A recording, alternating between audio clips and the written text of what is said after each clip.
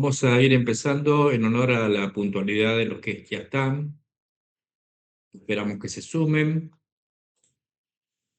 Vamos a primero decir lo siguiente, que el encuentro de hoy, bueno, ya saben que es sobre el Espíritu Santo y que es uno de los temas tal vez que menos se toca en las reflexiones o en los debates. Siempre hablamos del debate de Dios Padre, Madre, por ejemplo, es un gran debate, una gran reflexión que siempre se ha venido acuñando. El debate cristológico, ¿verdad? La encarnación de Jesucristo, los evangelios. Pero pocas veces nos sentamos a hablar largo y tendido sobre el Espíritu Santo. Y entonces vimos la necesidad de tocarlo, pero no hablar del Espíritu Santo simplemente desde una visión catequística o religiosa, sino más bien de diferentes perspectivas. Por eso ustedes van a encontrar acá en este PowerPoint, eh, por ejemplo, estas perspectivas que están acá anotadas, la perspectiva filosófica, la perspectiva teológica, desde la psicología, desde la inmanencia, que también de alguna forma es filosófico, nietzscheana de una manera muy especial, porque en realidad esta conferencia se pensó desde una relación con Nietzsche, pero luego eh, quise abrir un poco más el abanico y entonces agregué las otras perspectivas y las últimas dos, judía y griega. ¿Sí?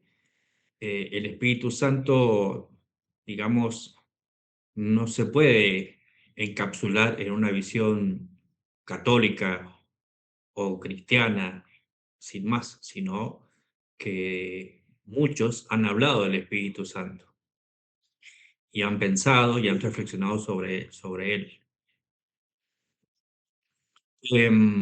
Así que bueno, los invito a esta reflexión que no sabemos si vamos a llegar a la última perspectiva. Si no llegamos, seguramente el miércoles que viene vamos a seguir. Lo queremos hacer muy despacito, hablamos con Mario, ir despacio, tranquilos y llegar hasta donde haya que llegar. eh, Así se puede nutrir bien y se entiende mejor. Así que bueno, espero que sea para riqueza espiritual para todos y como siempre, que sea para propósito, ¿m? Propósito real en nuestro pueblo, con nuestra gente, con nuestros hermanos, nuestras realidades. Para empezar, vamos a empezar con una oración. Ahí invitamos a las mujeres a hacer la invitación. Anaís se ha ofrecido, así que empezamos con una oración propia del Espíritu Santo. Cuando tú quieras, Anaís.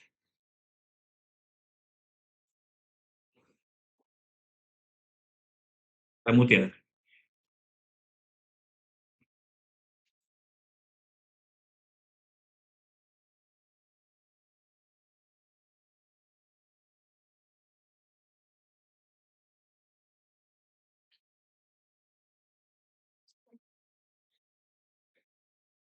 Ahí está.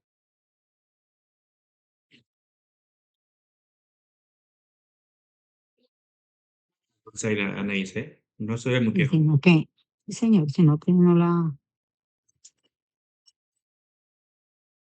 Anaís, listo, te escuchamos. Ok, Ay, bueno, buenas noches. Le damos gracias al Dios y Padre y Madre de la vida por permitirnos reunirnos en su nombre, llenarnos de su espíritu, de su fortaleza, de su sabiduría para poder seguir adelante con este camino, con este proyecto al cual seguimos y al cual lo hacemos vivo. Rodolfo ha traído esta oración y entonces vamos a leerla vamos a compartirla. Ven Espíritu Santo, ven Espíritu Santo, llena los corazones de tus fieles y enciende en ellos el fuego de tu amor. Envía, Señor, tu Espíritu, que renueve la paz, que renueve, que renueve la faz de la tierra. Oh Dios, que llenaste los corazones de tus fieles con la luz del Espíritu Santo. Concédenos que guiados por el mismo Espíritu, sentamos con rectitud y gocemos siempre de tu consuelo. Por Jesucristo nuestro Señor. Amén. Bien.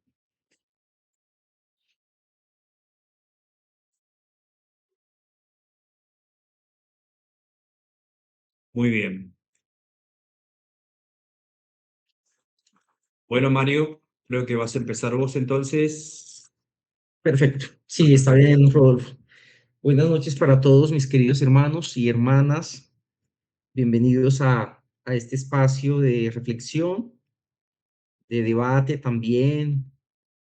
Y bueno, como decía Rodolfo hace unos minutos, la idea del tema que se eligió para compartir el día de hoy, Espíritu Santo Perspectivas, pues tiene como finalidad precisamente hacer una reflexión responsable, evidentemente, alrededor de este ser, ¿no? Recordemos que fue Tertuliano quien por allá en el siglo II introduce dentro de la doctrina del cristianismo el término Trinidad, ¿no? Un término que evidentemente no se encuentra en la Biblia de manera directa, pero sí es evidente que se encuentra de manera indirecta y en esa reflexión que Tertuliano hace acerca de las enseñanzas de Jesús y de los apóstoles, pues se ve en la necesidad de introducir esta categoría conceptual para explicar algunos fenómenos que estaban escritos allí, pero que eh, se hacían difíciles de explicar por otros medios, ¿no?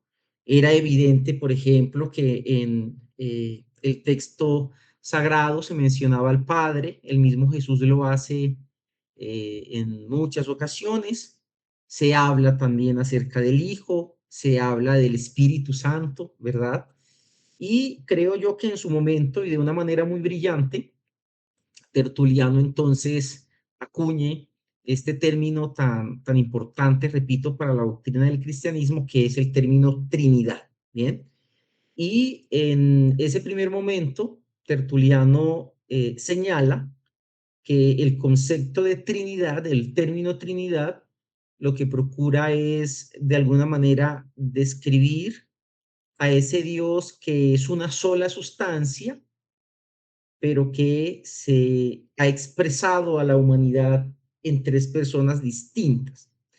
Eso, repito, en su momento creo que fue muy acertado. Sin embargo, los siglos pasaron y hoy esa es la significación de la Trinidad que persiste. Bien, una definición, repito, que en esos días estuvimos hablando en el grupo, ¿verdad? Acerca del particular, eh, una definición que en su momento fue importante, fue necesaria, creo yo, pero que evidentemente es problemática para el ser humano moderno, para el individuo moderno, que ya no es capaz de entender qué es eso de Trinidad, una sola sustancia, tres personas distintas. Es decir, si no se tiene un acercamiento a la teología, a la filosofía, pues uno no puede salirle con esas al campesino que ama a Dios, porque pues es complejo, es complicado. De allí que en ese momento cuando hablábamos en el grupo yo decía o señalaba que era necesario desde hace muchos siglos que el concepto de Trinidad fuera reformulado. Bien, algo parecido a lo que Juan hizo con relación a Jesús en el capítulo 1 de su evangelio, ¿no?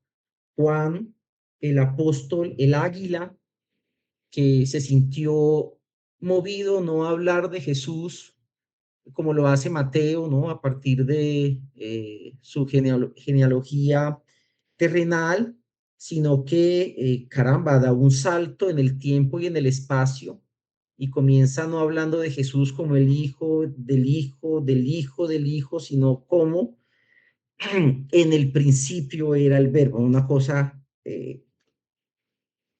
extremadamente maravillosa para mí, ¿verdad? Y fue de esa manera que Juan pudo acercar a los griegos a la persona de Jesús, no como lo hacían los otros discípulos, los otros evangelistas, sino de una manera muy particular, muy interesante, y lo presenta entonces como el verbo, ¿no?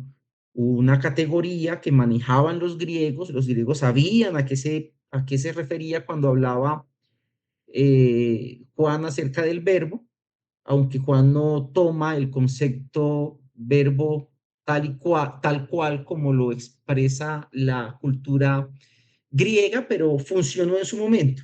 Y creo que gracias a eso el Evangelio pues pudo llegar a los griegos, pudo ser entendido por los griegos, pudo ser aceptado por los griegos.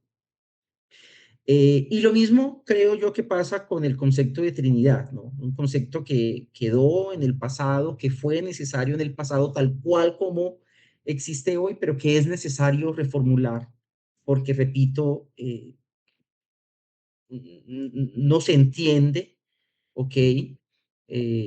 Y es un concepto extremadamente extraño, ¿no? Tertuliano, repito, lo define como una sola sustancia, tres personas distintas, ¿ok? Nosotros no, el hombre moderno ya no piensa bajo bajo esos conceptos. Es muy, muy difícil, pero bueno, existe y así es como se habla de la Trinidad desde los altares, desde los púlpitos y demás. Y bueno, nos encontramos frente a temas teológicos y existenciales bastante complicados con esa categoría. Hoy vamos a hablar del Espíritu Santo, bien entendido como una de esas tres personas a través de la cual esa sustancia que es Dios se revela a la humanidad.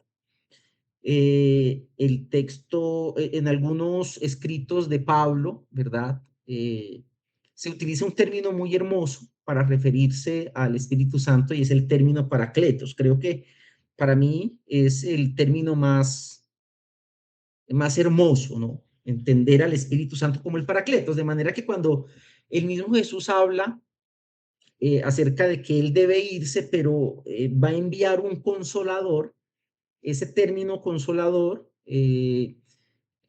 la raíz original es el término Paracletos. Les voy a enviar al Paracletos, al consolador, para que esté con ustedes. Y les digo que me encanta, a mí personalmente me llena de mucha esperanza, de mucha paz, de mucha fortaleza el término paracletos, porque su significado es un significado variado, pero a la vez portentoso, ¿no? Paracletos significa, por ejemplo, entrenador, ¿no?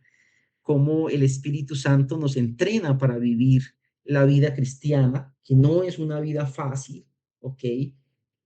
Cualquiera que lo diga está hablando desde el desconocimiento, pero es Él el que nos entrena para que seamos como Cristo, para que vivamos como Cristo, para que podamos eh, reflejar al mundo el misterio de Dios.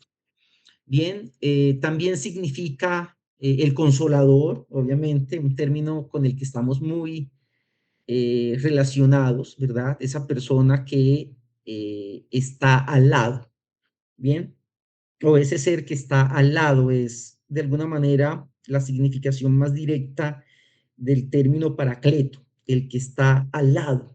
Y eso dice mucho, precisamente porque, bueno, hoy hablamos no de estar al lado, sino de ponernos en los zapatos del otro, ¿verdad?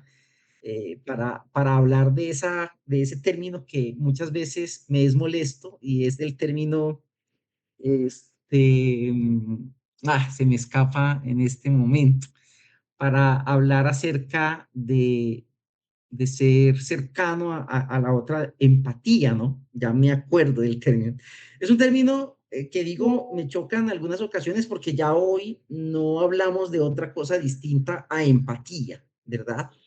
Y cuando intentamos definir qué es la empatía, la mayoría de personas dice, es colocarnos en los zapatos del otro.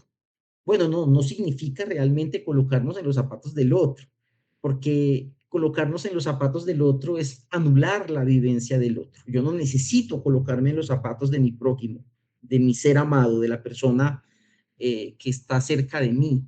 Eh, no se trata de eso, no se trata de anularla, se trata de ser un paracletos, ¿no? Es decir, de estar al lado y de acompañar. Y en ese sentido creo que el término se acomoda mucho. Y repito, a mí me da mucho consuelo entender al Espíritu Santo como mi entrenador, como la persona que me consuela, como ese ser que está al lado mío. Bien, y en ese sentido, pues la idea de esta noche es poder desarrollar una perspectiva o un enfoque desde la filosofía en torno a la persona del Espíritu Santo, pero pues quería iniciar colocando sobre la mesa esta pequeña introducción. Bien, cuando hablamos entonces del Espíritu Santo, desde la filosofía tenemos que tener mucho cuidado, ¿no? Porque lo estamos haciendo desde un enfoque completamente distinto, perdón, al que estamos acostumbrados. Bien, de manera que no voy a hablar, repito, del Espíritu Santo desde la teología. Eso es un tema que le va a corresponder a Rodolfo en unos minutos. Voy a intentar hacer un acercamiento del Espíritu Santo desde la filosofía. Por eso algunas de las cosas que vamos a escuchar o que van a escuchar van a sonar un tanto extrañas, ¿bien? ¿Por qué? Porque no estamos hablando del Espíritu Santo desde la fe. Lo estamos haciendo desde una disciplina completamente distinta, ¿verdad? Que es la filosofía. Kierkegaard, por ejemplo, frente a esto tenía sus posturas, o una postura muy drástica, ¿no? Y es que cada disciplina, decía él en el prólogo de Temor y Temblor, si no estoy mal, cada disciplina debe buscar hacerse cargo de los fenómenos que hacen parte de su campo de acción. Bien, por eso en ese sentido la filosofía debe callar frente a muchas cosas que la teología dice, no puede inmiscuirse en el campo de la teología, así como la teología tampoco puede hacer lo mismo frente a la teología y mucho menos la ciencia, ¿no? De manera que muchos cristianos frecuentemente están preocupados o celebran a veces porque, según ellos, la ciencia ha demostrado la existencia de Dios. Bien, no, la ciencia no tiene que demostrar absolutamente nada acerca de Dios y no tiene que demostrar de manera directa porque es que Dios no es un objeto, me permiten usar el término, un objeto de estudio de la ciencia. Bien, Dios es el centro, bien, de la reflexión teológica, de la fe, bien. Entonces nosotros no tenemos por qué estar preocupados respecto de qué dice o no dice la ciencia en relación con Dios, ¿no? Ahora bien, si lo que procura la ciencia es a partir de la estructura visible y física del mundo, hacer una reflexión acerca de lo trascendente, es decir, de Dios, es otro tema, ¿bien? Pero en términos muy concretos, la ciencia no debería servir para probar la existencia de Dios. No le compete, no hace parte de su objeto de estudio ni de su campo de conocimiento. Bien, la teología, por otro lado, sí, ¿no? Reflexiona acerca del ser Dios, reflexiona acerca de esos asuntos sobre los cuales, pues, ni la filosofía, ni la psicología, ni mucho menos la ciencia, pues puede reflexionar. Bien, entonces vamos a hablar en términos muy puntuales acerca de 3 perspectivas del Espíritu Santo desde la filosofía. Vamos entonces en un primer momento a reflexionar sobre los escritos filosóficos que Santo Tomás, perdón, primero San Agustín hace acerca del Espíritu Santo, seguidamente acerca de lo que dice Santo Tomás acerca del Espíritu Santo y finalmente la perspectiva de uno de los pensadores de la filosofía moderna más importante, que es Hegel, ¿no? Muchas de las reflexiones que se hacen hoy en muchos ámbitos provienen del pensamiento hegeliano. Y en ese orden, pues es importante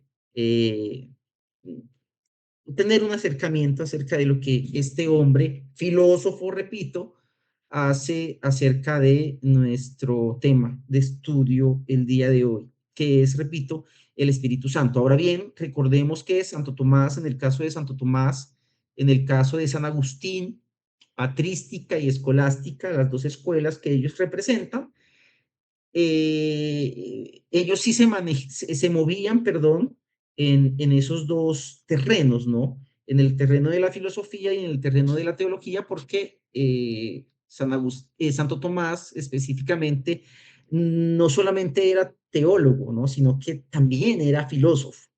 Y en ese sentido se hace muy clara la manera filosófica en que Santo Tomás habla del Espíritu Santo y la manera teológica en que Santo Tomás habla del Espíritu Santo, ¿no? Igual para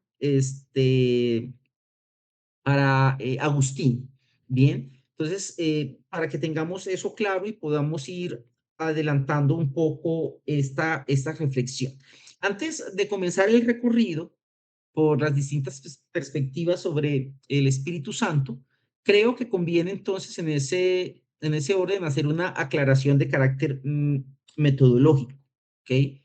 Cuando hablamos del Espíritu Santo, desde la filosofía, no estamos intentando, escuchen bien, sustituir a la teología y mucho menos reducir el ministerio de la fe a un concepto racional.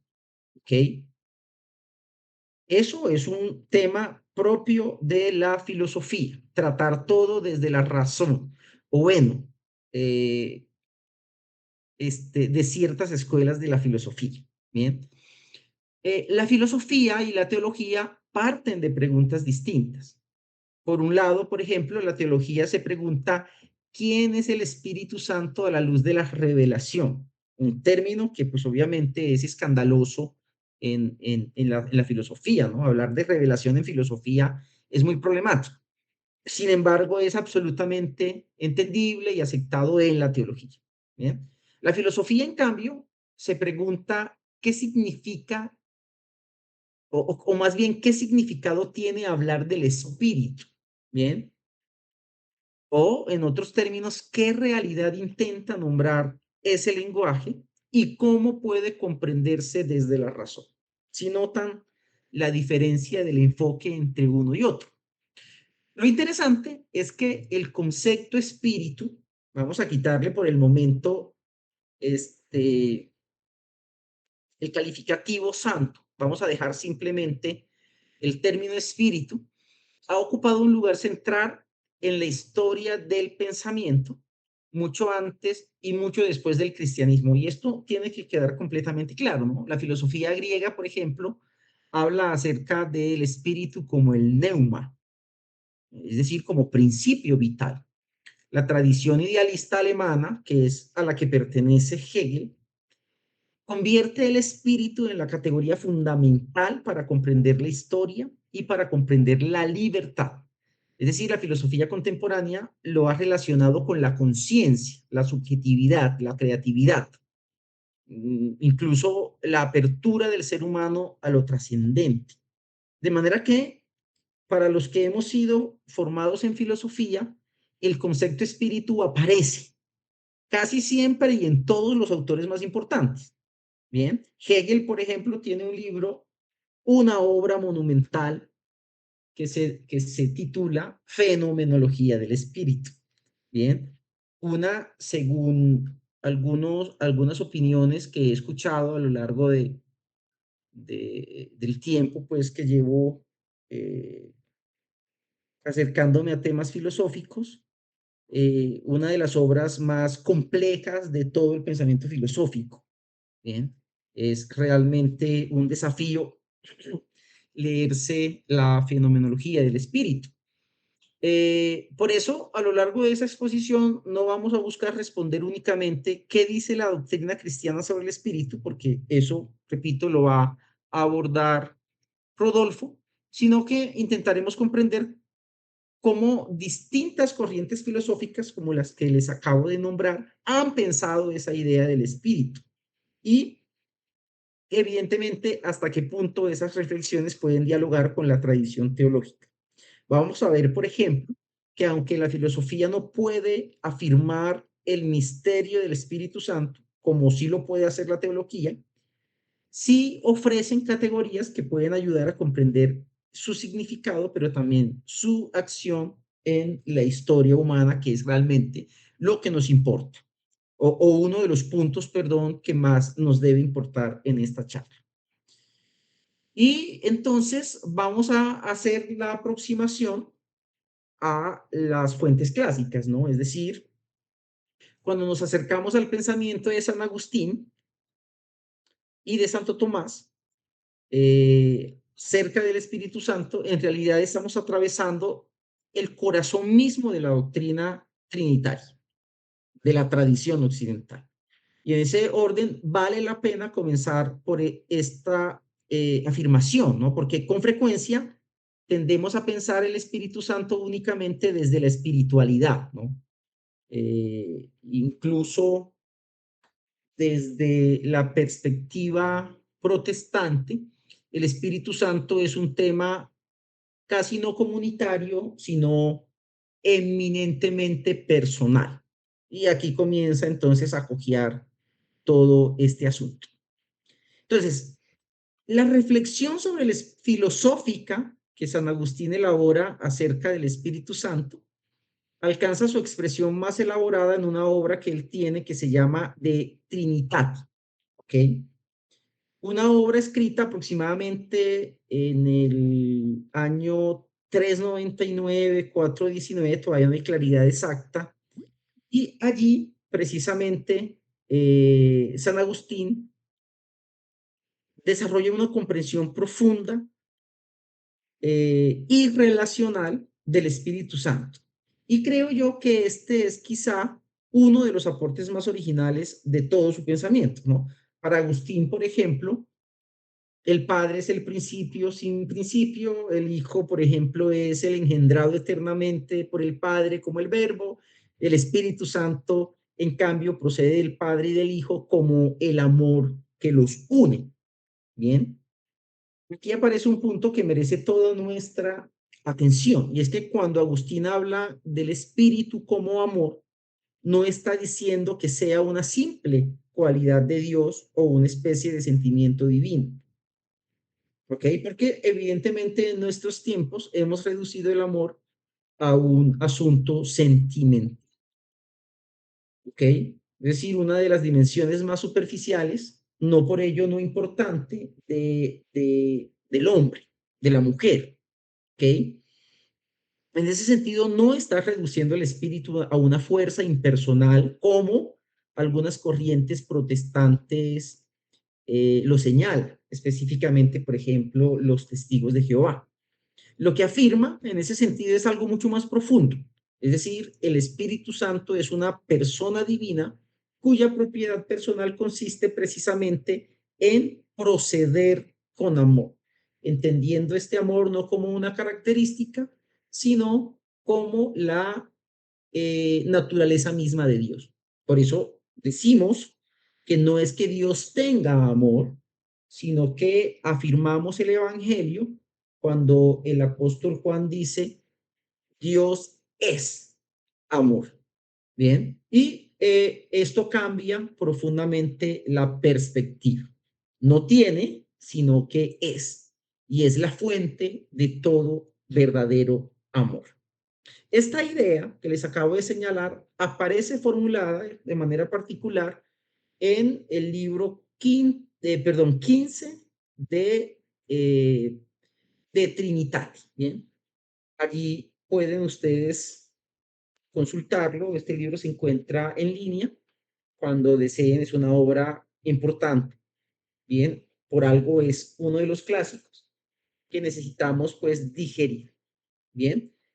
Eh, Precisamente por eso puede hablar Agustín del espíritu como comunión sin disminuir su carácter personal, ¿ok?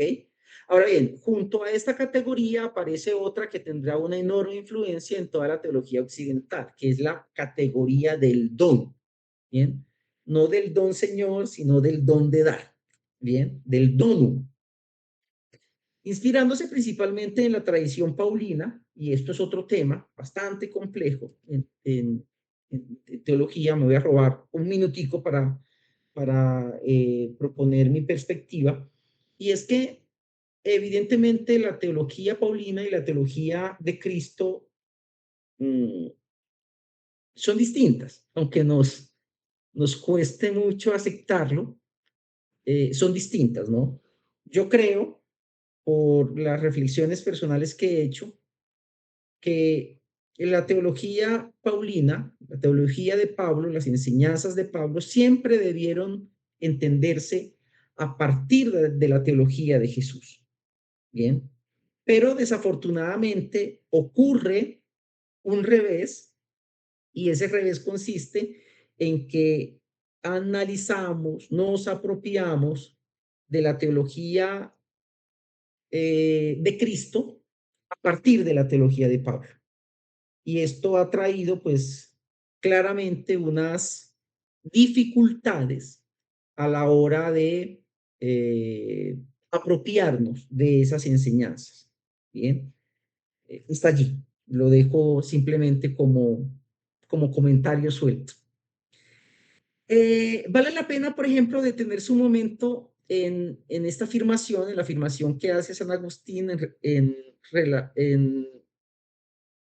el enfoque del Espíritu Santo como llamado propiamente don de Dios, bien, porque posee una enorme profundidad de carácter filosófico, ¿no? Cuando Agustín llama al Espíritu don, regalo, bien, no está pensando simplemente en los beneficios que Dios concede a las personas.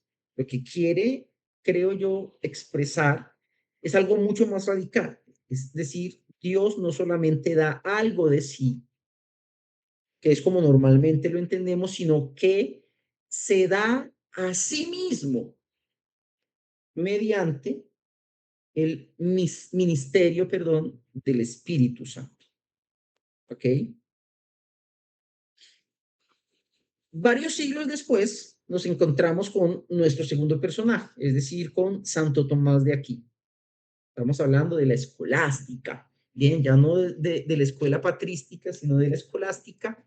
Y lo primero que debemos señalar es que Tomás rompe con Agustín, bien. Rompe no en sentido estricto, sino que obviamente retoma algunas tradiciones agustinianas y las desarrolla utilizando la categoría de la metafísica de Aristóteles, ¿no? Y aquí es donde, a mi modo de ver, yo respeto mucho a Santo Tomás. Creo que su pensamiento fue y es importantísimo, pero analizar el cristianismo desde las enseñanzas de Cristo, desde las categorías aristotélicas, introdujo algunos elementos bastante dañinos al cristianismo. Repito, es una percepción personal en relación con el proceder metodológico de Santo Tomás. Bien. En su exposición sistemática acerca de este tema, que lo desarrolla en la Suma Teológica, Santo Tomás comienza reformulando una pregunta decisiva, y es: ¿cómo puede distinguirse realmente las personas divinas sin dividir la única esencia de Dios? A eso me refería cuando le señalaba ahorita que hablar de Trinidad desde la concepción de Tertuliano, que es la que hoy manejamos, es un complique a más no poder. Bien. Y la pregunta que hace Santo Tomás es una pregunta realmente válida, ¿no? Hablamos de una sustancia y de tres personas, ¿verdad? Y él lo formula, repito, de la siguiente manera. ¿Cómo pueden distinguirse realmente las personas divinas sin dividir la única esencia de Dios? Como decimos acá en Colombia, Anaís y Jesús, eh, póngame esto en la uña o baileme esto en la uña, ¿no? Sí, es muy complicado, es bastante complejo, ¿verdad? Hablar a nuestras comunidades en estos términos. O sea, dejamos más preguntas abiertas que respuestas. Jesús, cuéntame. Baílame este trompo en la uña. Muy bien, báilame este trompo en la uña, ¿no? Es complejo, es bastante complejo. No me quiero detener mucho aquí para darle ya espacio a Rodolfo y voy a saltar entonces a la lectura que hace Hegel, ¿no? Hegel, entendido como el prototipo del filósofo moderno, bien, que se apropia del concepto de espíritu para desarrollar las reflexiones más profundas de su filosofía y que aún perviven en nuestra sociedad, ¿no? Si bien Marx va a entrar a cuestionar y a refutar muchas de las ideas hegelianas, el mismo Kierkegaard lo hace, etcétera, hay mucho de Hegel en nuestra sociedad, ¿bien? Y en ese mismo sentido, eh, hablando acerca del planteamiento de Hegel, quisiera que podamos partir de una pregunta que probablemente muchos de ustedes considerarían extraña y ¿es posible hablar del Espíritu Santo desde la filosofía? Lo hemos venido haciendo, ¿no? Pero desde la filosofía moderna, ¿bien? Es decir, una filosofía que evidentemente, a diferencia de la filosofía patrística y escolástica, ha dejado de lado las principales características de aquella y es que ya el conocimiento se adquiere, se debate, se comparte no por autoridad, bien, sino por asuntos distintos. A primera vista pareciera que no. Después de todo, pues la filosofía y en este caso la teología parten de lugares distintos, como les he señalado. Sin embargo, esta aparente oposición no, no resiste para nada un examen atento. Es decir, basta con recorrer la historia del pensamiento para descubrir que ambas disciplinas, filosofía y teología, han dialogado de manera constante a lo largo de la historia. Y es aquí donde Hegel habla entonces del espíritu. El descubrimiento filosófico de Hegel es el espíritu como el hecho de que la historia tiene sentido. Aquí es eh, donde se encuentra la originalidad del pensamiento de Hegel, ¿no? Necesitamos situarnos en ese orden, aunque sea brevemente, en el horizonte filosófico anterior a él, ¿no? Solo así podemos entender, podemos apreciar la magnitud de la ruptura que Hegel introduce en relación con el espíritu antes de él y el espíritu desde él y después de él. Y es que durante siglos la filosofía occidental tendió a comprender la verdad como algo esencialmente estable, ¿no? Aún hoy, ¿no? Decimos que la verdad es la correspondencia. Esta es una de las definiciones más superficiales de verdad, pero es la que reina hoy en la sociedad. La verdad es la correspondencia entre lo que yo digo y la realidad. Si yo digo que algo se cayó, pues espero que en la realidad eso esté sucediendo. Y a esa correspondencia le llamamos verdad. ¿Ya? Él me golpeó, ¿ok? hablo algo, pero ese algo tuvo que haber sucedido en la realidad y ello se manifiesta, no sé, en el moretón que me quedó en el ojo, ¿no? Él me pegó. Correspondencia entre lo que se dice y lo que sucede. Es decir, lo verdadero es aquello que permanece idéntico a sí mismo, aquello que no cambia. Platón, por ejemplo, situó la verdad en el mundo de las ideas, ¿no? Cuando leemos allá en el libro 5 de la República, un ámbito eterno, inmutable, que servía de fundamento a la realidad sensible, ¿no? Es decir, ese mundo al que el hombre que estaba en la cueva salía y como era un lugar lleno de luz, hería los ojos de este hombre que había estado desde niño esclavo en la cueva, atado con cadenas que le impedían salir. Bien. Aristóteles, aunque recorrió un camino distinto, también buscó la esencia permanente de la cosa. Incluso buena parte de la teología medieval terminó describiendo a Dios mediante categorías de inmovilidad, ¿no? El motor inmóvil, la sustancia.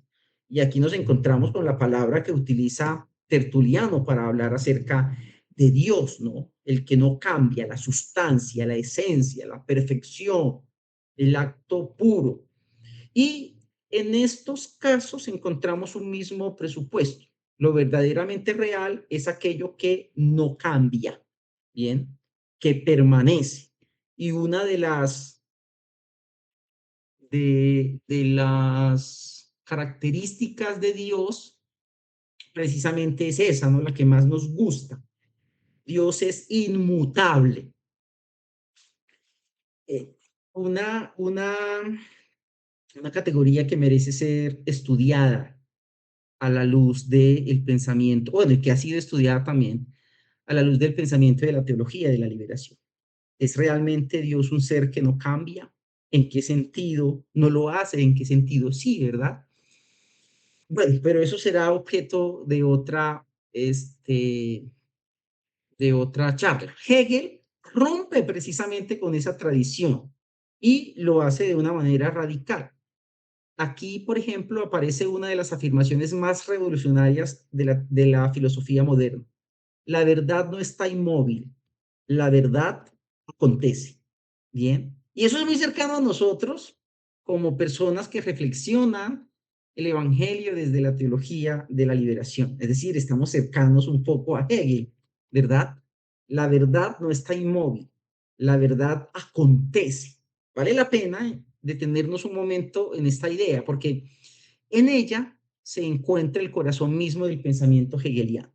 Para Hegel, la realidad no puede entenderse como un conjunto de objetos ya terminados. La realidad está siempre haciéndose. O sea, no somos, estamos en el devenir, que es otra de las frases que cuesta mucho, Rodolfo y Oscar, entender desde la filosofía, ¿no? No somos, sino que estamos en el devenir y uno queda, la primera vez que escucha ese término, bastante preocupado, ¿no? Sin embargo, luego pues de insistir un poco en ello, se entiende un poco lo que Hegel intenta señalar, ¿no? Es decir, las cosas están sucediendo. Tiene que ver un poco con lo que Heráclito señala en su momento, ¿no? No me puedo bañar dos veces en el mismo río, porque cuando me sumerjo y salgo, el río no es el mismo, yo no soy el mismo, el agua no es la misma, el lecho del río no es el mismo, y definitivamente tenía razón el hombre cuando señalaba esto.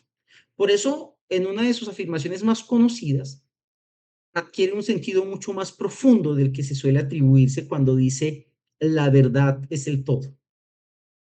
¿Ok? Otra palabrita que me robo de la fenomenología del espíritu de Hegel. La verdad es el todo. Con frecuencia, por ejemplo, esta frase se cita de manera aislada, pero pierde fuerza si olvidamos lo que Hegel quiere decir con ella.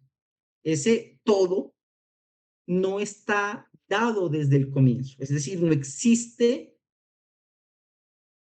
terminado o esperando ser completado. El todo se está realizando históricamente. Solo al final del proceso puede comprenderse el sentido completo de ese camino recorrido. Y aquí aparece precisamente el concepto que articula toda esta visión. ¿Bien? La historia entonces deja de ser una simple cronología, ¿verdad? Lo que pasó en el siglo I, II, III, IV hasta el siglo XXI de acontecimientos, ya no consiste únicamente en enumerar guerras, imperios, revoluciones, incluso gobiernos. La historia, en términos hegelianos, se convierte en el escenario donde la humanidad aprende lentamente quién es y cuál es el significado de la libertad. Y este concepto, precisamente este concepto es al que Hegel llama el espíritu. ¿Bien? El espíritu. Ay, es que en filosofía se habla de espíritu todo el tiempo. Y a partir del pensamiento de los filósofos pues más destacados, bien, en la modernidad. Y aquí debemos ser especialmente cuidadosos, porque cuando Hegel introduce la noción de espíritu, no está pensando todavía en el Espíritu Santo, ¿ok? Tal como lo entiende la doctrina cristiana. Lo que intenta nombrar Hegel es el dinamismo profundo mediante el cual la realidad alcanza, y esto es otra frase extraña, la realidad alcanza conciencia de sí mismo. ¿Bien? Es decir, el espíritu es el principio que convierte la existencia en autocomprensión, la vida en libertad, la historia en un proceso cargado de sentido. ¿Bien? Y ya entonces aquí comenzamos a notar un poco el sentido, valga la redundancia, que nuestro querido Hegel utiliza para llenar esa categoría de espíritu que está trabajando, que está sobre la cual está reflexionando. Fíjense en la enorme diferencia que esto introduce respecto de la filosofía anterior, ¿no?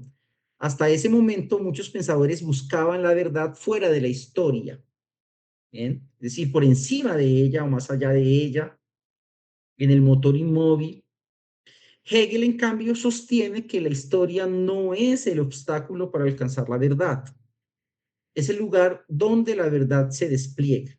Y esto tiene mucho que ver con lo que nosotros sentimos, con lo que nosotros, o la manera como nosotros asumimos la realidad. Ya luego Marx entra a aterrizar un poco esa noción hegeliana, bueno, un poco no, mucho, repito, este pensamiento tiene que ver mucho con nosotros, por la manera como analizamos la realidad, la manera como asumimos la historia. Bien. Hegel sostiene, o más bien una de las intuiciones más fecundas de toda su filosofía, será el punto de partida precisamente de esto que les acabo de señalar.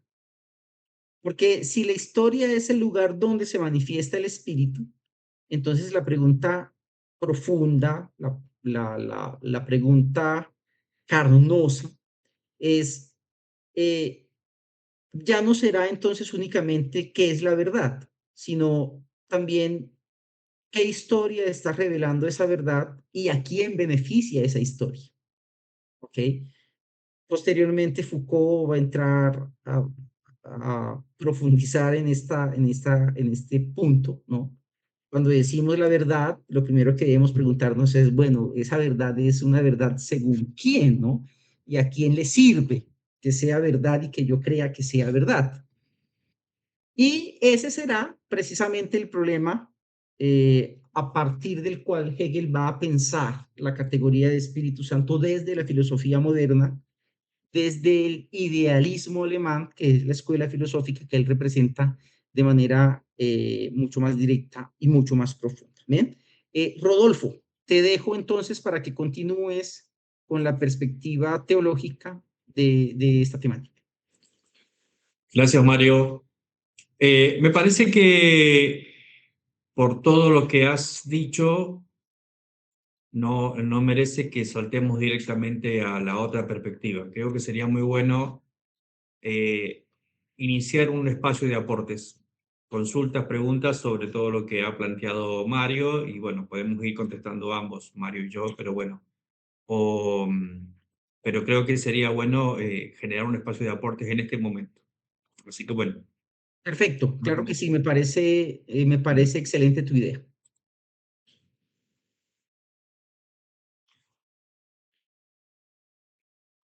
Es decir, ¿qué impresiones les despierta? Oscar, ¿qué aportes? Seguramente se me escaparon muchas cosas, pero ¿qué aportes puedes dar en relación? Bienvenidas todas sus opiniones, aportes, preguntas.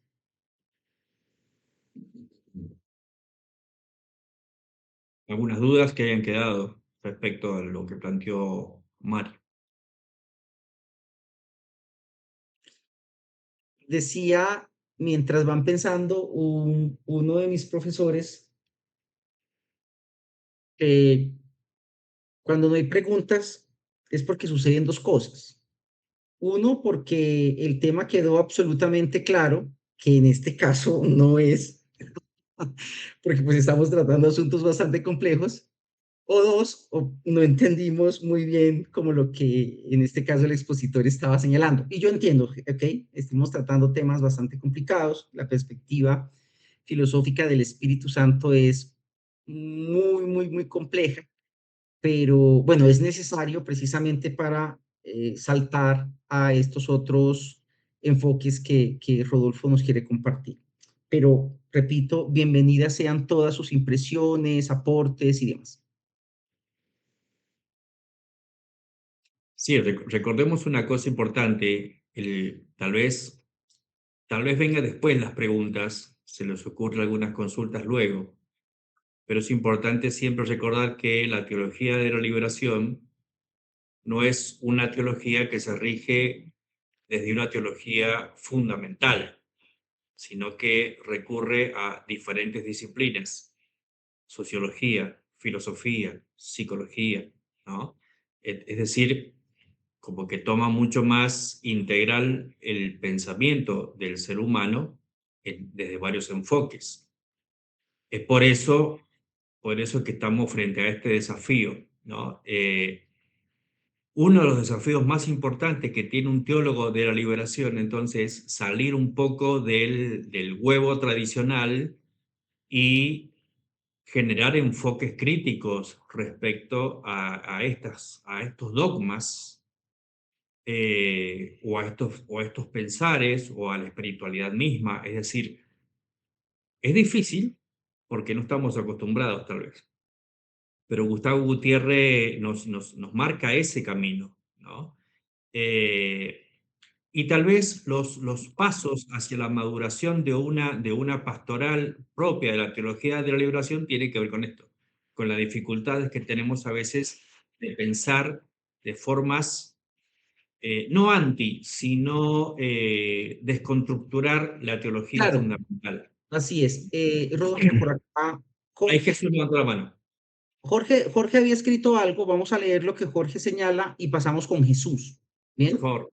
Jorge dice, el Padre, el Hijo y el Espíritu Santo son personas, el Espíritu Santo es Dios. Y bueno, nos encontramos, Rodolfo, no sé si de pronto quieres hacerte cargo de la pregunta, pero antes quiero señalar lo que he venido señalando, ¿no? Claro, evidentemente eh, hay problemas para entender al Padre, al Hijo y al Espíritu Santo como personas, ¿no? Entre otras cosas, porque el término mismo, es decir, el término de persona, perdón, transmite una idea de esconder algo. Bien. Cuando hablamos de persona, esta palabra viene de la Máscara. raíz personaje, ¿no? Exactamente, de máscara. Entonces Dios se muestra con una máscara en el Hijo, con una máscara en el Padre, con una máscara en el Espíritu. Esas son, a mi modo de ver, las complicaciones que presenta el explicar a Dios desde el concepto tradicional desde el concepto de la Trinidad que hemos manejado permanentemente. Pero bueno, te dejo a ti, Rodolfo, para que... Prefiero que siga Jesús, que tiene solamente un aporte, y después iniciamos esa situación. Listo. Y Oscar por allá tiene la mano levantada. Entonces, que hable Jesús y Sí, seguimos con Oscar. sí, por favor. Gracias. Sí, cuando en la charla que tuvimos, estuve participándoles, analizaba el tema del conflicto de Yahvé con el lenguaje. Veía que había, perdón, decía, bueno, ¿cuál es por qué este conflicto tan radical con el tema del lenguaje? Y entonces veía que era que en el lenguaje lo mismo se revelaba. Entonces, en esa búsqueda me encuentro con una analogía de la Trinidad, que es la analogía de voz, palabra y diálogo. De esta manera, por ejemplo, la voz como fuente de enunciación personal de la cual procede la palabra y de la cual procede el diálogo. Sin voz no hay palabra ni diálogo, pero la voz al mismo tiempo se manifiesta a través de la palabra. Es decir, no existe la voz sin la palabra, aunque la voz puede emitir algo insignificante, la palabra original, la voz del recién nacido, ¿no? Cuando da su primer llanto, por ejemplo. Esa es una impresión personal, su presencia en el mundo. De la voz, la palabra procede del diálogo, pero no es un proceso lógico, es como dice Leonardo Boff, una procesión, ¿sí? Porque lo uno procede del otro, pero está contenido en lo anterior. El diálogo, las palabras se forman en el diálogo. No podemos concebir el lenguaje sin que se forme en el diálogo. Y el diálogo mismo procede de la voz y la palabra. Entonces, pensando en esto, de cómo pensar la Trinidad, para pensar en el Espíritu tenemos que pensar en el tema de la Trinidad. Cómo pensar la Trinidad para este siglo XXI y a partir de este problema de la complejidad comunicacional. Entonces, era un aporte. Gracias, Jesús, maravilloso, ¿no? Ustedes se pueden imaginar cuando Ah, muy llegaron bueno, muy los, bueno. los colonizadores a nuestra América y le hablaban a nuestros indígenas acerca a los pueblos originarios de la Trinidad, ¿no? Y es que Dios es una sustancia, tres personas distintas, pues una cosa, yo no quiero ni imaginar pues cómo eran esos procesos evangelizadores para la época, ¿no? Pero tuvieron que haber sido, bueno, no, fueron extremadamente violentos, pero también fueron profundamente inentendibles, considero yo.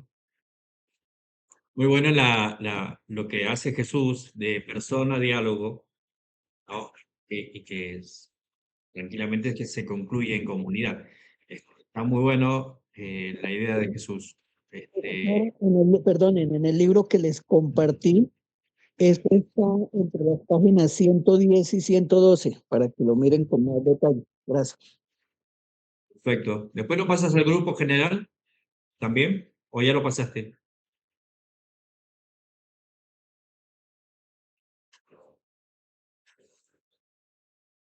Bueno, No, él lo compartió solamente acá en el grupo, en el chat si lo puede interno de la... compartir al grupo general, mejor. Bueno, Oscar, Sí, yo creo que esto que estamos hablando es de una profundidad muy grande porque son enfoques filosóficos muy diferenciados. Y entonces, San Agustín, un neoplatónico pleno, no puede trabajar trabajando solamente el mundo de la idea, ¿eh? Y la idea que se refleja en los seres concretos, que se refleja como hecho de participación. ¿Cómo mantener a ese Dios que es uno en la tradición judaica con la imagen trinitaria que aparece en el lenguaje bíblico? Y entonces, ese lenguaje bíblico, ¿cómo lo traduce? lo traduce a través de un hecho totalmente relacional. Y es un hecho relacional donde nadie pierde nada. No es que alguien comparte o participa, es que alguien es padre porque genera hijo, pero al generar hijo genera una relación y esa relación es entre iguales y esa relación es entre iguales porque es una relación no de participación sino de entrega, de amor.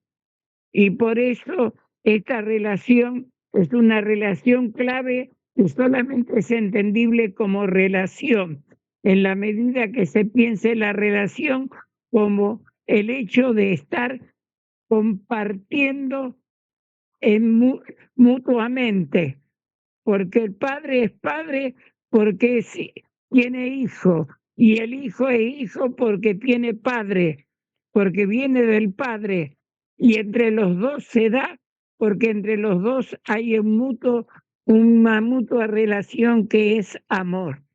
Y no hay de ninguna manera la relación de sometimiento del superior al inferior, sino que son entre iguales, y son entre iguales ¿por qué?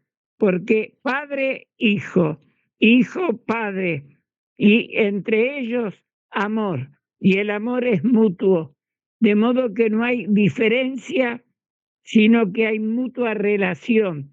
Y entender la Trinidad es entender la relación dinámica donde lo que se hace es producir plenitud siempre y nunca disminuir la plenitud.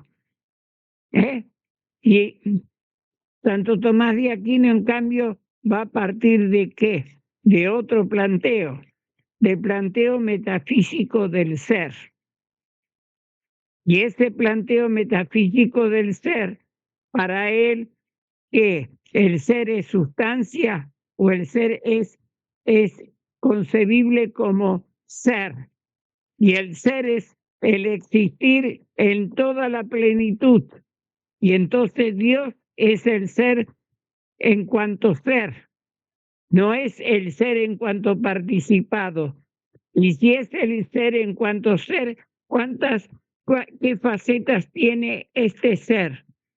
Y entonces usa del lenguaje bíblico para hablar de qué manera este ser pleno tiene una faz, porque no nos olvidemos que persona era la presentación en el teatro del humano con la careta por la cual él representa esto. ¿Se acuerdan de esto? Persona viene de ahí. Y entonces, aprovechando toda la profundidad del planteo metafísico aristotélico, este ser en cuanto ser tiene una faz padre. Esa misma faz, desde otra óptica, es hijo. Y esa misma faz, en cuanto óptica, es espíritu. Y espíritu es ¿qué? Plenitud de ser. Y entonces hace una metafísica que yo no cuestionaría tanto, J. Creo que es demasiado profunda. Lo que hay que cuidar es el juego matemático de sustancia dividida en tres personas. Hay que entrar en la concepción plena de lo que es la metafísica aristotélica, que es más profunda que la platónica y que permite una visión más unitaria de la realidad. Cosa distinta es meternos ya con Hegel, porque Hegel, por antonomasia, es quien descubre que el ser es ser, pero que el ser es dialéctico. ¿Y cómo es esto de que el ser es dialéctico? Porque de hecho Hegel, ¿qué es? Es un relector de Aristóteles. Y como relector de Aristóteles, ¿cómo va a entender la metafísica aristotélica? Y ahí él se nos va a meter ¿en qué? En que el ser es dialéctico. ¿Por qué? Porque él descubre que el ser es, ante todo, si ustedes quieren, que él no lo llega a decir, pero que por qué puede de alguna manera estar con Kierkegaard, cómo puede acabar entonces sintonizando con el existencialismo, porque cuál es la rara hilación, porque hablar de Hegel hay que hablar de todo el movimiento burgués que significa también Schopenhauer, presencia y voluntad. Entonces, voluntad y representación.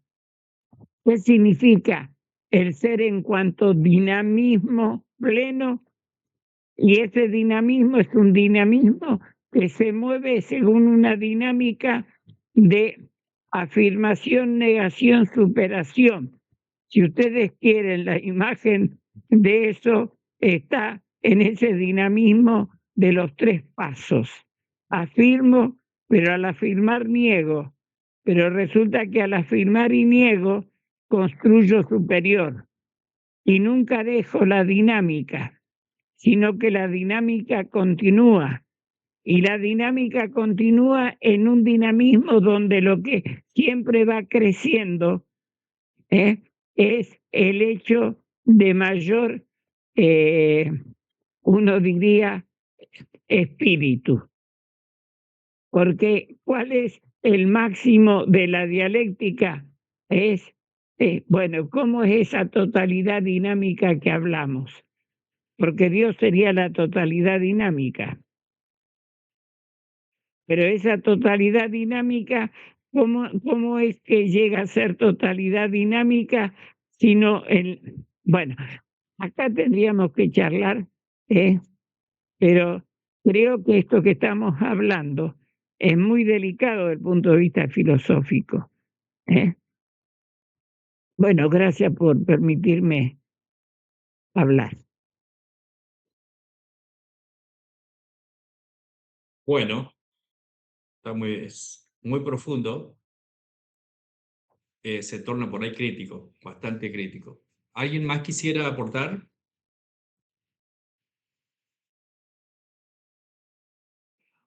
Escúchame, Rodolfo, yo no Sí. diría que por profundo es crítico, yo diría que de profundo hay que cuidar de cómo se lo vuelve racionalmente comprensible y que racionalmente no sea un planteo con cara de contradicción interna.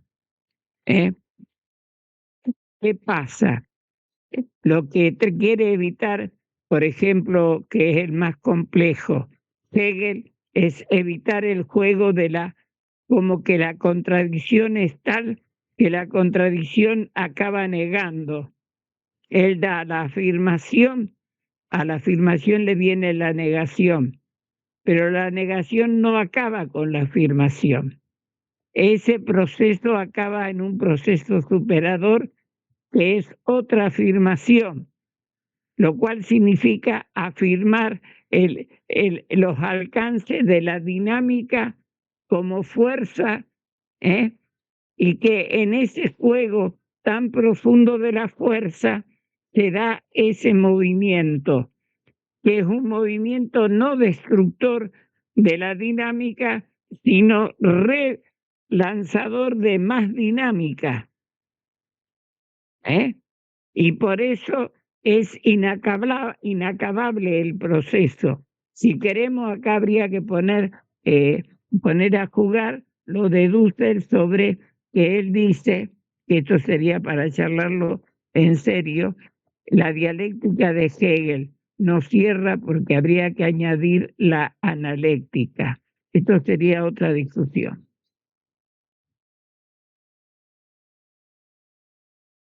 Me parece que sería muy interesante tocar el tema de la analéctica, Oscar, para poder dar más luz al tema filosófico del cual estamos hablando.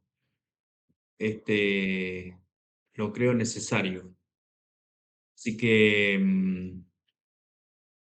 bueno, ahí no sé, hay una opinión de Sonia Aguilar, Mario. Sí, por acá Sonia dice lo siguiente. No sé hasta qué punto podrían hacer referencia al sacerdote José Conlin. Recuerdo un libro de su autoría, La acción del Espíritu Santo en la historia. Gracias.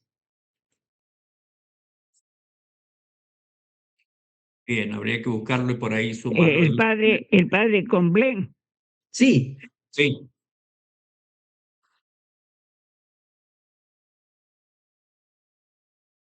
¿puedes decir algo, Oscar? No, en este momento no. Me agarra esto de sorpresa, no. Bueno, podría ser una tarea para desarrollarlo en el grupo general y ir respondiendo a estas dudas. Em, Como el Espíritu Santo es inspirador, revelador y todo eso que sabemos, yo estoy instruyendo que creo que todo lo que se habló hasta el momento abre un montón de ventanas y dudas, y que hay cuestiones que profundizar. Me parece, yo los invito a que,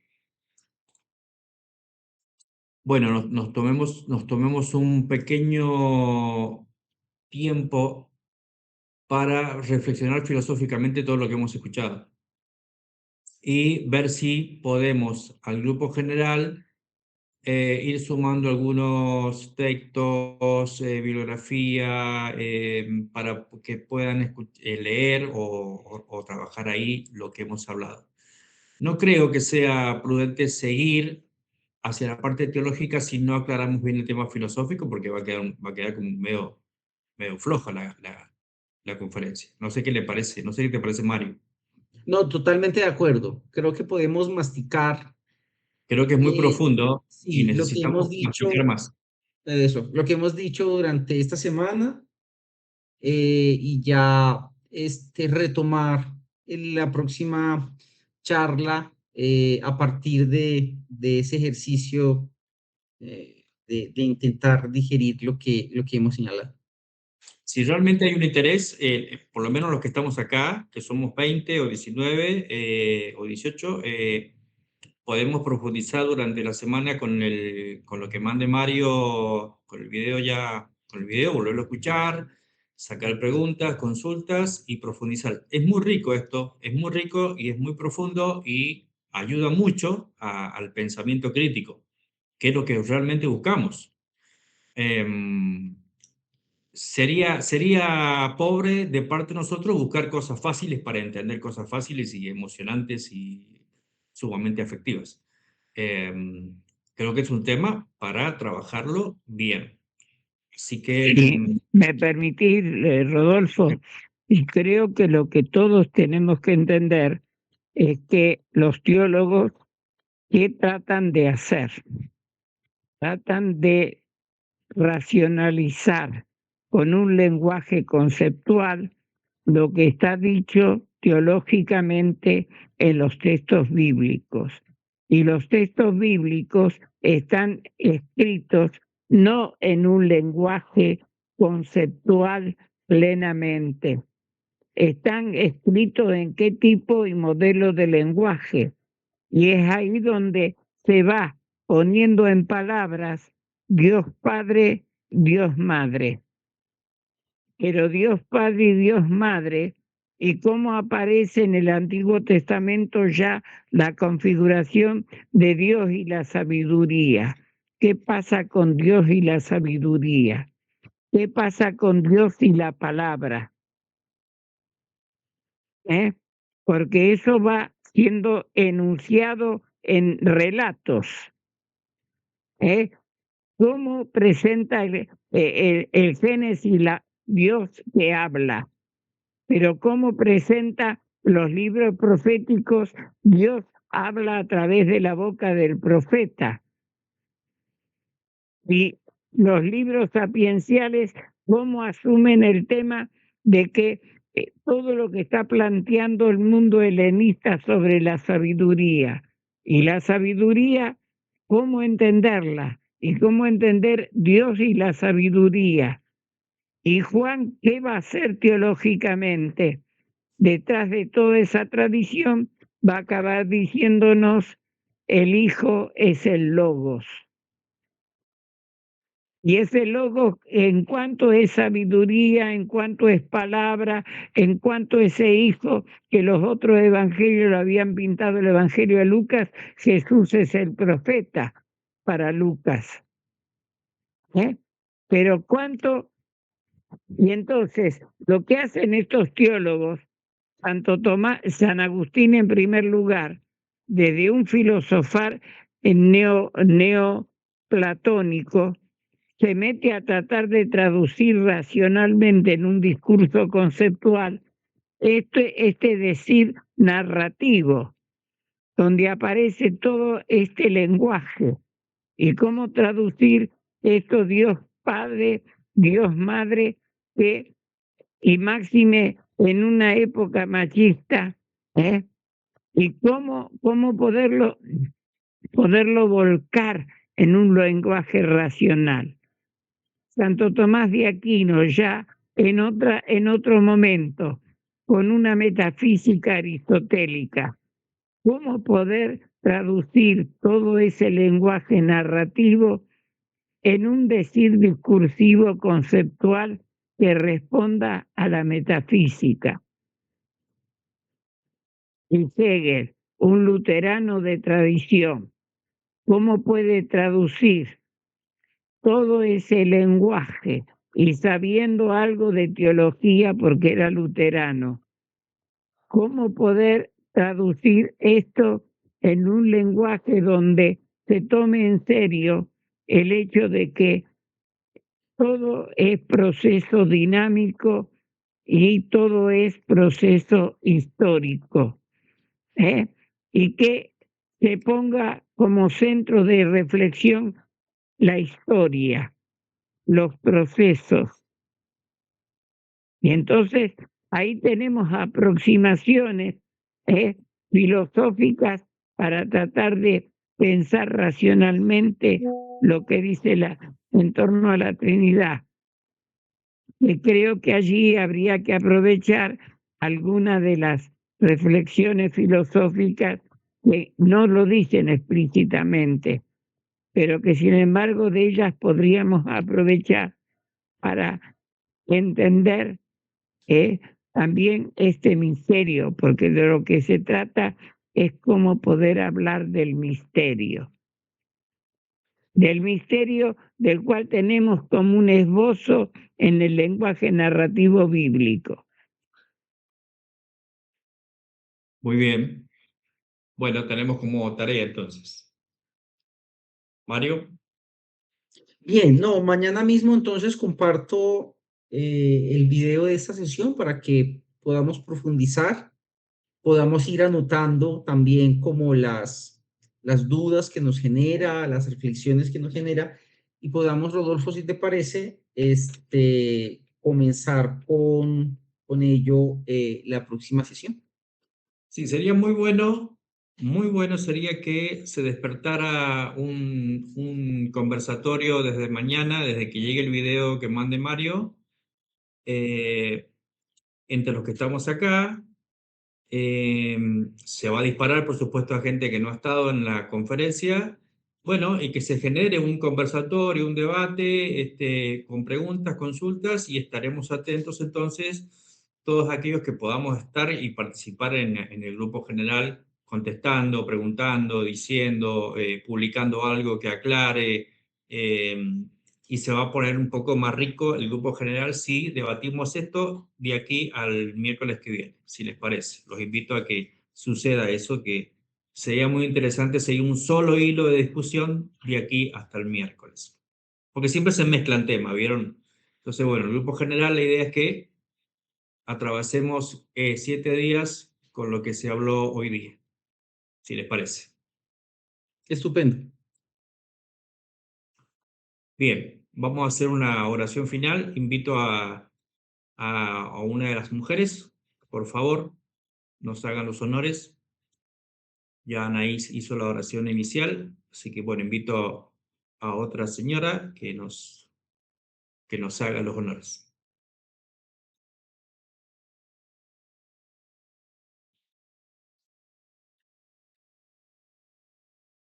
Si no, gatillo. Gloria, ¿qué le parece?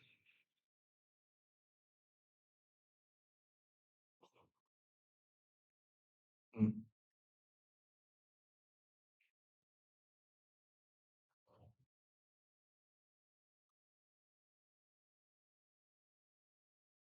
Elsa, Emilia,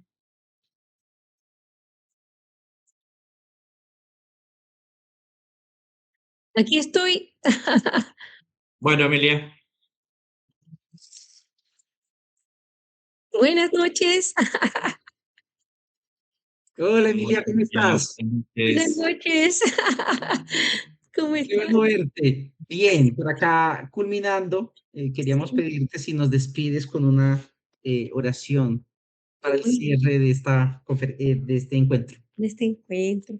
Espérate, déjame buscar una oración y te digo si puedo Claro que decir. sí. Mientras tanto, gracias Emilia, mientras tanto, quisiera invitarlos al lanzamiento del sencillo de No en tu nombre el próximo sábado a las 8 de la mañana por redes sociales. Es una pieza que hemos venido pensando desde hace un rato y que, bueno, queremos dedicar a todas las mujeres en cualquier parte del mundo que eh, han estado sirviendo, pero que de una u otra forma también han sentido que se les ha hecho a un lado. Y en ese sentido yo hablé con el grupo, con los integrantes de No en tu nombre, porque queremos dedicarlo específicamente a algunas mujeres de este grupo con las que hemos estado hablando al respecto. Emilia, a ti, a Flora, a Mariela, que nos han compartido en estos espacios esas luchas que han dado al interior de la iglesia por ser mujer, las veces que han sido reducidas, ¿verdad? A veces ni siquiera porque se quiera hacer, sino porque la misma lógica del sistema lleva a ello, a Lorena, que también en su momento nos estuvo compartiendo sus vivencias en relación con este fenómeno. Es una canción hermosa, quedó muy, muy, muy bonita y sé que les va a gustar muchísimo.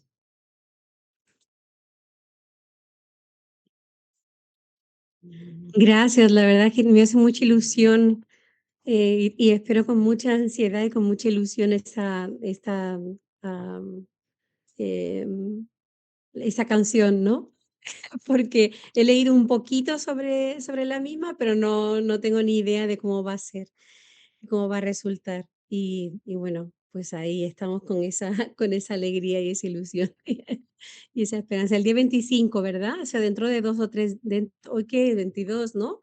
Hoy 22, Días. 3 días. 3 días. Ay, qué bueno. Pues muchas gracias. Pues bueno, yo la oración que tenía pensada es la siguiente. Eh, Señor Jesús, al concluir este encuentro, o no, bueno, no sé si decimos en el Padre, del nombre del Padre, del Hijo y del Espíritu Santo, pero aquí voy, Señor Jesús, al concluir este encuentro, te damos gracias por el tiempo compartido, por las ideas aportadas, por la fraternidad con la que hemos vivido.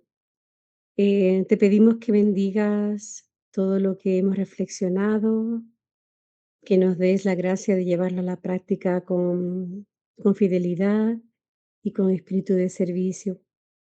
Y acompaña nuestros caminos, fortalece nuestro compromiso y haznos instrumento de tu paz y de tu amor en medio de nuestra comunidad.